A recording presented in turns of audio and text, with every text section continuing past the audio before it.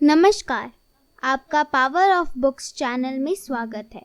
आज हम जिस पुस्तक का सास्वर पठन करने वाले हैं वह शिव रचनात्रय की दूसरी पुस्तक नागांव का रहस्य है, जिसके रचनाकार अमीश त्रिपाठी और अनुवादक विश्वजीत सपन है। अध्याय 11 पूर्वी महल का रहस्य। गंगा के मध्य में रेत के टीले पर सती आराम कर रही थी। वह नीचे झुकी हुई थी ताकि पूर्वी महल से उसे देखा ना जा सके। उसका भूरा परिधान एक छद्म आवरण था। उसने अपनी श्वास को स्थिर करने का प्रयास किया और अपनी मांसपेशियों को आराम देने के लिए विश्राम किया। हाथ से उसने पीछे बंधी अपनी तलवार और ढाल की जांच की। वे उसकी पीठ पर सुरक्षित थे। वह नहीं चाहती थी कि वे गंगा में बह जाएं और जब वह महल में प्रवेश करे तो वह निस्सहाय हो जाए। उसने अपने बगल से एक छोटी सी थैली निकाली। उसमें रखे फल को जल्द से खाया। खाने के बाद उसने खाली थैली पीछे रख ली और फिर चुपचाप गंगा में उतर गई। कुछ क्षणों बाद सती धीरे धीरे पूर्वी घाट की ओर सरकती जा रही थी। महल के बहुत भारी पहरे लगे घाटों से दूर, जहाँ राजा की नौकाएं बंधी हुई थी, एक जल निकासी की नाली थी। इसे काशी से या गंगा से देखना असंभव था, लेकिन अपने निवास से सती इसे देख सकती थी। उसके महल की ऊंचाई काशी में सबसे अधिक थी। यह सोचकर जल मार्ग पीछे की ओर होगा। वह पत्तियों के बीच धीमे धीमे सरकती जा रही थी। अंततः वह धीमे से उस जल निकासी की नाली में सरक गई और तेजी से शक्तिशाली हाथ चलाते हुए महल की ओर तैरने लगी। जल निकासी की नाली आश्चर्यजनक रूप से साफ थी। संभवतः महल में अधिक लोग नहीं थे। महल की दीवार के निकट वह नाली धरती के अंदर अदृश्य हो गई। सती ने पानी के अंदर डुबकी लगाई। धातुओं की छड़ों से महल के पास नली को सुरक्षित किया गया था। सती ने अपने थैली से एक रेती निकाली और छड़ को काटने लगी। जब उसका दम घुटने लगा तो वो अपने फेफड़े में प्राणवायु भरने के लिए बाहर निकल आई। उसने फिर से डुबकी लगाई और उस जंग लगी पुरानी छड़ को काटने लगी। केवल 5 बार प्राणवायु के लिए बाहर निकालकर सती ने 2 छड़ें काटने में सफल हो गई, और जिससे उसे अंदर प्रवेश करने के लिए पर्याप्त जगह मिल गई थी। सती पश्चिमी दीवार के साथ साथ पानी से बाहर निकली तो स्वयं को एक अति सुंदर उद्यान में पाकर ठगी सी रह गई। वहाँ कोई भी नहीं था। संभवतया इस दिशा से किसी घुसपैठिए के आने की आशा नहीं की गई थी। वहाँ एक और उद्यान की भूमि पर सुंदर हरी घास फूल लगे हुए थे। वहीं दूसरी ओर वृक्षों को जंगल की तरह अपने आप बढ़ने के लिए छोड़ दिया गया था। इससे वो उद्यान किसी जंगल सा प्रतीत हो रहा था, मनोहर और प्राकृतिक। सती ने उस उद्यान को सूखे पत्तों पर पांव पड़ने से बचते बचाते तेजी से पार किया। वह एक ओर के प्रवेश द्वार तक पहुंची और अंदर प्रवेश कर गई। महल का डरावना वातावरण उसे प्रभावित करने लगा था। कहीं कोई आहट नहीं थी। कोई नौकर चाकर इधर उधर नहीं घूम रहा था। आनंद मनाते राज्य सदस्यों की कोई आवाज़ नहीं आ रही थी। उद्यान में किसी पक्षी का स्वर भी नहीं गूंज रहा था। कुछ भी नहीं। ऐसा लग रहा था जैसे उसने किसी शून्य स्थान में प्रवेश किया हो। वह गलियारों से तेजी से निकल गई। कोई भी बाधा डालने या चुनौती देने वाला नहीं था। वह उस विलासितापूर्ण महल के अंदर बढ़ती चली गई। ऐसा लगा मानो वहाँ कोई रहता नहीं था। अचानक ही उसने बहुत हौले से हंसने का स्वर सुना। वह उसी दिशा में सरक गई। वह गलियारा एक खुले आंगन में जा खुला। सती एक स्तंभ के पीछे छुप गई। राजा अतिथिग्व मध्य में एक सिंहासन पर बैठे हुए थे। ठीक बगल में उनकी पत्नी खड़ी थी और एक बेटा भी। 3 पुरानी विश्वास पात्र सेविकाएं हाथ में पूजा की थाल लिए खड़ी थीं, जिन्हें सती ने इससे पहले कभी नहीं देखा था। उनकी थालियों में राखी पर्व से संबंधित सभी प्रकार की सामग्रियां पवित्र बंधन सहित रखी हुई थीं। वे राखी यहाँ क्यों बंधवा रहे हैं? और उसके बाद एक स्त्री आगे आई। सती की श्वास भय से थम गई। नागा?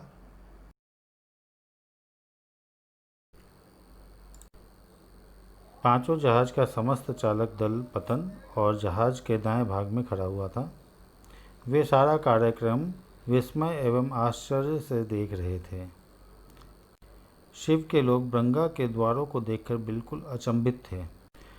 उन्होंने चबूतरों को भयभीत कर देने वाले उस बल के साथ अपने जहाज के निकट आते देखा। उसके बाद जंजीरों को कुंडियों से सुरक्षित किया गया। ब्रंगा वालों ने संबंधित अधिपतियों के संकेत मिलने पर उसके जहाजी बेड़ों को खींचना प्रारंभ कर दिया। शिव जहाज के पिछले हिस्से में खड़ा होकर प्रवेश द्वार के कार्यालय को देख रहा था। जो ब्रंगा यंत्र के साथ काम नहीं कर रहे थे, वे घुटनों के बल बैठे हुए नीलकंठ को सम्मान दे रहे थे। लेकिन शिव उस निराश हो चुकी स्त्री को देख रहा था, जो एक दीवार से सटी उकड़ू होकर बैठी हुई थी। वह अभी भी रोई जा रही थी। शिव की आंखों में आंसू थे। वह जानता था कि उमा ने मान लिया था कि भाग्य ने उसकी बेटी को धोखा दिया। उसने ऐसा मान लिया था कि यदि नीलकंठ 1 महीने पहले आए होते तो उसकी बच्ची आज भी जीवित होती। लेकिन स्वयं नीलकंठ भी इस बारे में निश्चिंत नहीं थे। मैं क्या कर पाता? वह लगातार उमा को देख रहा था। पवित्र झील, मुझे शक्ति दो कि मैं इस महामारी से संघर्ष कर सकूं। मैदानी कर्मचारियों का संकेत मिल चुका था। उन्होंने संकलनकर्ता यंत्र को खोल दिया, जिससे घेड़ियाँ तेजी से घूमने लगी और जहाज तीव्रता से आगे बढ़ गया। तेजी से पीछे छूटती उमा की झलक को देख शिव फुसफुसाया, मुझे माफ़ कर देना। सती स्तब्ध थी। काशी के राजा के साथ एक नागा स्त्री? नागा स्त्री वास्तव में एक ही शरीर में 2 स्त्रियां थीं, लेकिन 2-2 कंधे छाती के पास एक दूसरे से जुड़े हुए थे। दोनों कंधों से जुड़ा एक हाथ विपरीत दिशा में झूल रहा था। उस नागा के 2 सिर थे, एक शरीर, 2 हाथ, 4 कंधे और 2 सिर। प्रभु राम, यह कैसी दुष्ट आत्मा है। सती ने जल्द ही यह समझ लिया कि प्रत्येक सिर उस एक ही शरीर पर नियंत्रण करने के लिए संघर्ष कर रहा है। एक सिर थोड़ा शर्मिलाना प्रतीत हुआ, जो आगे बढ़कर राजा को राखी बांधना चाहता था।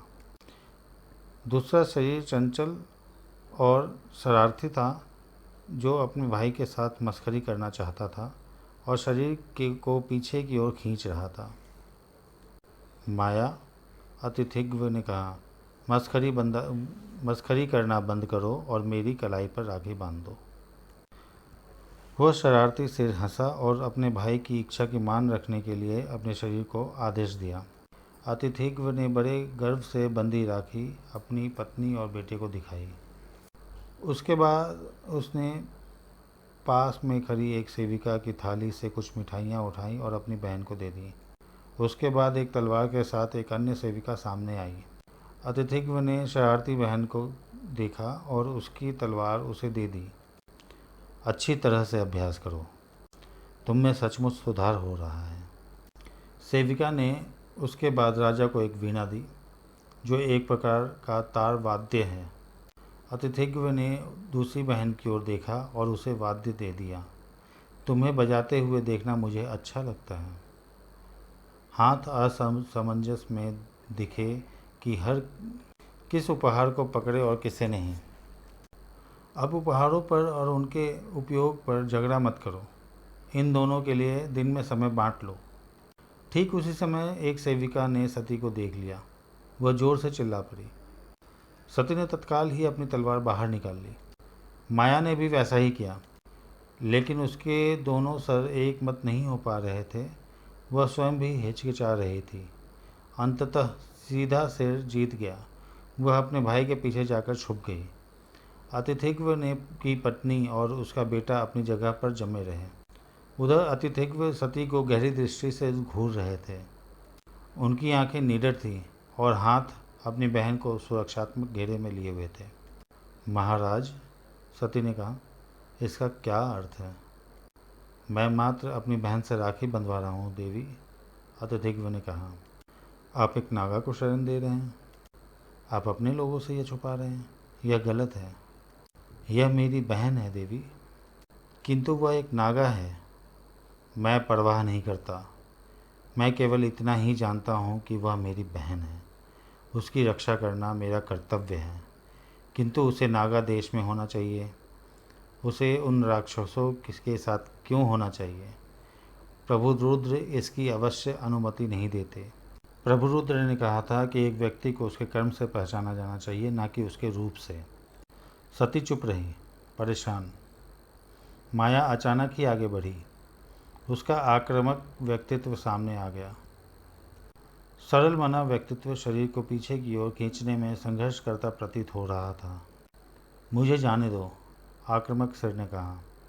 सरल मना ने अपने हथियार डाल दिए। माया आगे बढ़ी और उसने अपनी तलवार गिरा दी। वह किसी प्रकार के संकट का संदेश नहीं देना चाहती थी। आप लोग हमसे इतना घृणा क्यों करते हैं?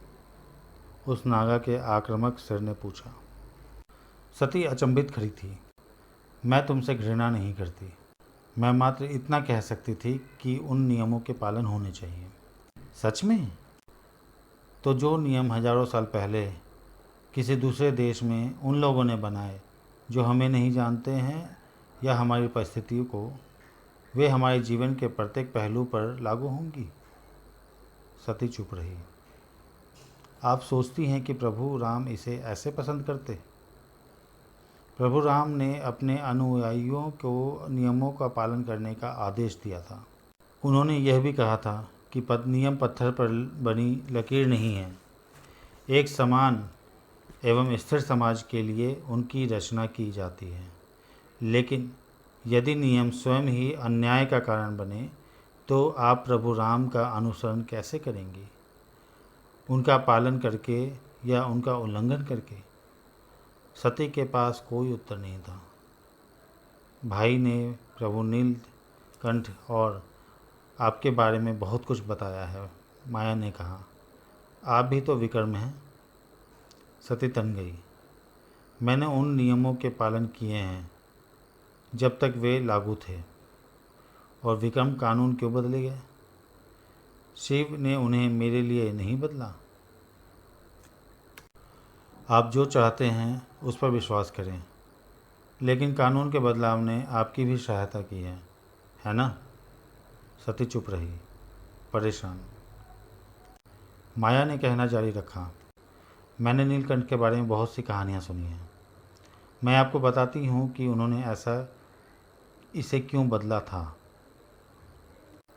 विकर्म कानून चाहे हजारों साल पहले बनाए गए हों, लेकिन आज के दिन और इस युग में अनुचित हैं। यह उन लोगों को दमित करने का एक उपकरण मात्र था जो इन्हें नहीं समझते थे। सती कुछ कहने ही वाली थी, किंतु चुप रही। और किसी विकलांग व्यक्ति से अधिक आज किसे सबसे गलत समझा जाता है? हमें नागा बुलाएंगे, हमें दैत्य कहेंगे, हमें नर्मदा के दक्षिण में फेंक देंगे, जहाँ हमारी उपस्थिति आपकी श्वेत कमल जैसी जिंदगी को दूषित न कर सके। इस प्रकार क्या तुम यह कहना चाहती हो कि सभी नागा नैतिकता के आदर्श हैं? हम नहीं जानते और हम इसकी परवाह भी नहीं करते। नागाओं के लिए हम उत्तरदायी क्यों हों? केवल इसलिए कि हम जन्म से विकृत हैं। क्या आप किसी सूर्यवंशी की ओर से उत्तर देंगी जो नियम का उल्लंघन करता है? सती चुप रही। क्या यह पर्याप्त दंड नहीं कि सुनी जगह में केवल 3 सेविकाओं के साथ हमें रहना पड़ता है?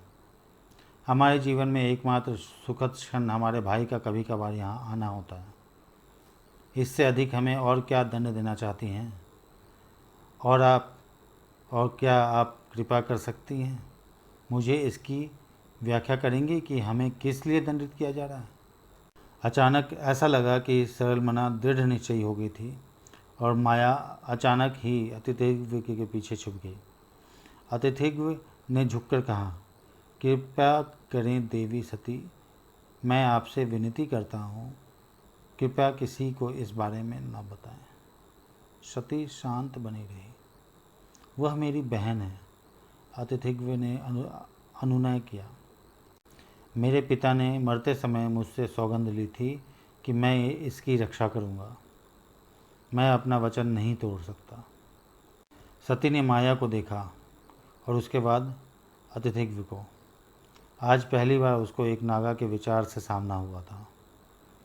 वह देख सकती थी कि उनके साथ कितना अनुचित व्यवहार किया जा रहा है।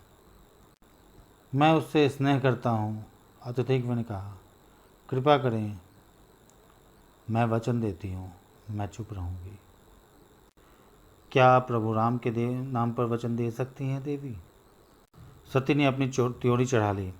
मैं एक सूर्यवंशी हूँ महाराज।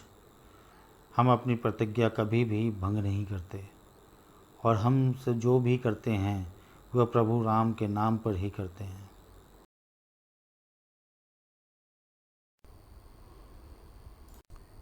जैसे ही सभी जलयान द्वार से अंदर आ गए तो द्रपकु ने पालों को मस्तूल पर पूरा चढ़ा देने का आदेश दे दिया। उसने अन्य जलयानों को भी जल्दी से विशिष्ट नौसेना बनावट में आ जाने का आदेश भी दे दिया। वे अभी थोड़ी ही दूर पहुंचे थे कि उन्होंने विशालकाय ब्रह्मपुत्र को गंगा में मिलने के लिए बहते हुए आते देखा। यह संभवतया विश्व में ताजे जल की सबसे बड़ी नदी थी। भगवान वरुण के नाम पर दर्पकों ने जल एवं समुद्र के देवता को याद करते हुए विस्मय से कहा, वह नदी तो समुद्र से जैसी विशाल है। हाँ, दिवोदास ने गर्व से कहा। पूर्वक की ओर मुड़ते हुए दर्पकों ने कहा, काश आप इसे देख सकते पिताजी। मैंने इतनी विशाल नदी आज तक नहीं देखी। मैं तुम्हारी आंखों से उसे देख सकता हूँ बेटे। ब्रह्मपुत्र भारत की सबसे लंबी नदी है दलपति, दिवोदास ने कहा, एकमात्र नदी जिसका नाम पुरुषवाचक है। द्रपकु ने कुछ क्षण के लिए सोचा, तुम सही हो, मैंने कभी सोचा ही नहीं था। अन्य सभी नदियों के नाम स्त्रीवाचक होते हैं, यहाँ तक कि महान गंगा भी, जिसमें हम यात्रा करके आ रहे हैं। हाँ, हमारा मानना है कि ब्रह्मपुत्र और गंगा हमारी भूमि ब्रंगा के पिता एवं माँ समान है। पूर्वक ने कहना प्रारंभ किया, निसंदेह यह अवश्य ही तुम्हारे देश के नाम का भी स्रोत होगा। ब्रह्मपुत्र का ब्र और गंगा का गा मिलकर ब्रंगा बना होगा। मनोरंजक बिंदु पिताजी, दर्पकु ने कहा। उसके बाद वह दिवोदास की ओर मुड़ा, क्या यह सच है? हाँ। जलयान आगे बढ़े, ब्रंगा नदी के नीचे की ओर, राज्य की राजधानी ब्रंगहृदाई की ओर, जिसका शाब्दिक अर्थ था ब्रंगा का हृदय। पर्वतेश्वर जलयान के पिछले भाग पर खड़ा हुआ नेतृत्व नौका को देख रहा था। आनंदमयी ने जो व्यवस्था सुझाई थी कि नेतृत्व नौका से मुख्य जलयान को रस्सी के सहारे बांध दिया जाए, उसका अनुपालन किया जा रहा था। सेनापति अब भी इस विचार की अप्रतिम सरलता पर अचंभित था। सेनापति, पर्वतेश्वर पीछे मुड़ा तो उसने आनंदमयी को खड़ा पाया। ठंड होने के कारण उसने अंगवस्त्रम लपेटा हुआ था। क्षमा करे राजकुमारी, पर्वतेश्वर ने कहा, मैंने आपके आने की आहट नहीं सुनी।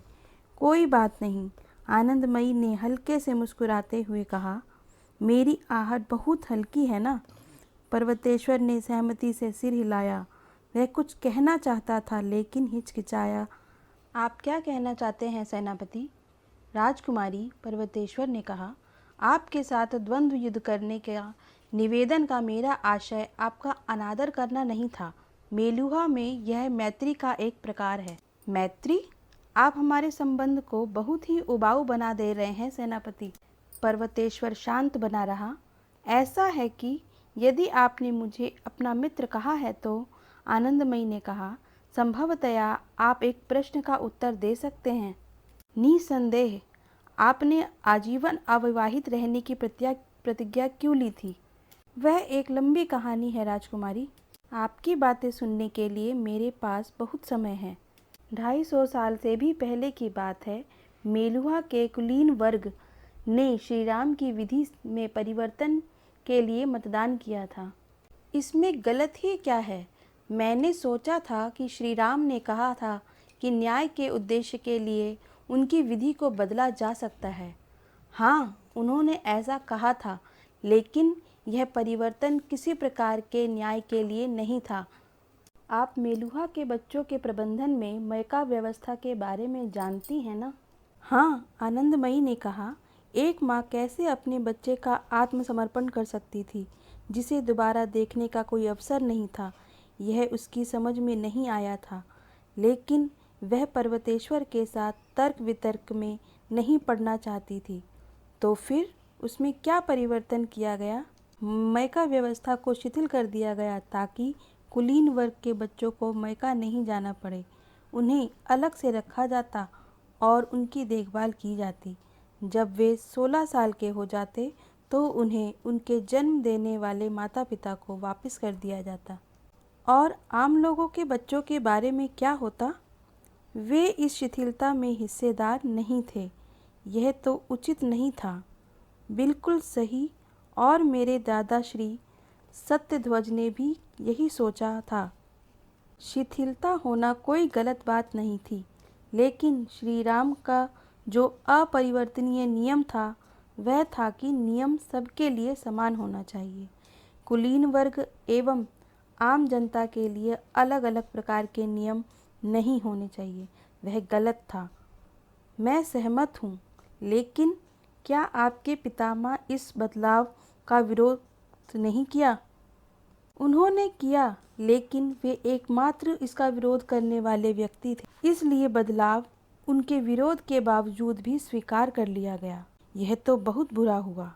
इस भ्रष्टाचार के विरोध में मेरे पितामह ने प्रतिज्ञा की कि वे और उनके वंशज कोई संतान उत्पन्न नहीं करेंगे। आनंदमयी को आश्चर्य हुआ कि अपने समस्त वंशधारकों के लिए अनंत काल तक ऐसे निर्णय का अधिकार श्री सत्यध्वज को किसने दिया था, लेकिन उसने कुछ कहा नहीं। पर्वतेश्वर ने गर्व से सीना फुलाकर कहा, और मैंने उस प्रतिज्ञा का सम्मान आज तक किया है।